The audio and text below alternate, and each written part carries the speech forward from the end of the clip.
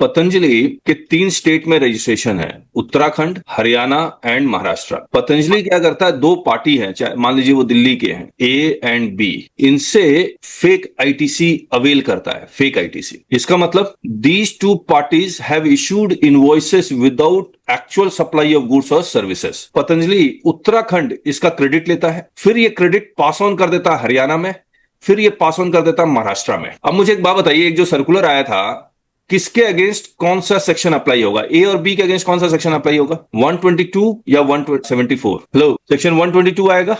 ये जो उत्तराखंड है, इसके अगेंस्ट कौन सी प्रोसीडिंग शुरू हो रही होगी? उत्तराखंड में 2 सेक्शन आएंगे, एक रॉन्गफुल अवेलमेंट ऑफ आईटीसी, तो wrongful availment of ITC section 74 आएगा, और जो पास ऑन कर रहा है उसके लिए सेक्शन 122 आएगा। करेक्ट है? हरियाणा और महाराष्ट्र का जो यूनिट है उसके अगेंस्ट कौन सा सेक्शन एप्लीकेबल होगा? 122। करेक्ट है ना? अब अमाउंट डाल देते हैं। मान लीजिए ए और बी ने फेक आईटीसी पास ऑन किया 100 रुपया, उत्तराखंड ने अवेल किया 100 रुपया, तो सेक्शन 74 कितने रुपए पर प्रोसीडिंग शुरू होगी? 100 रुपए पे। पास ऑन किया 80 रुपए, तो कितने रुपए पे 122 आएगा? 80 रुपए पे 122 आएगा। तो ये सब अमाउंट जरा ध्यान रखिएगा। इसने 100 रुपया पास ऑन किया लेकिन अवेल किया सिर्फ 70 रुपए, तब सेक्शन 74 की प्रोसीडिंग 70 रुपीज पे होगी। और इसने पास ऑन किया यहां पर 80 और यहां कर दिया 50, अब 122 की 80 plus 50।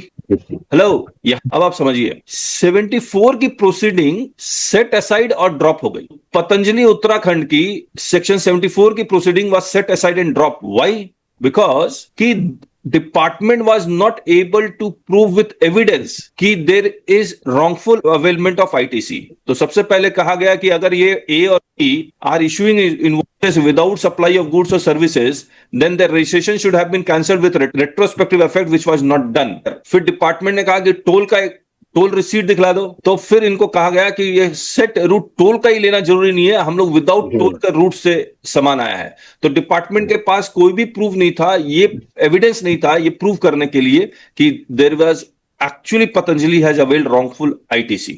Therefore, section 74 was set aside and dropped. लेकिन 122 की तो प्रोसीडिंग चलेगी ना? हेलो जी सर। अब 122 की प्रोसीडिंग इसने जो पास ऑन किया वो चलेगी।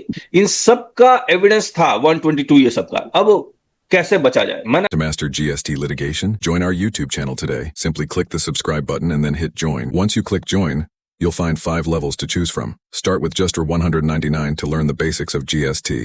Or go for $599 to dive into handling GST notices like a pro. We promise you the best GST learning experience. Join now and take your GST knowledge to the next level.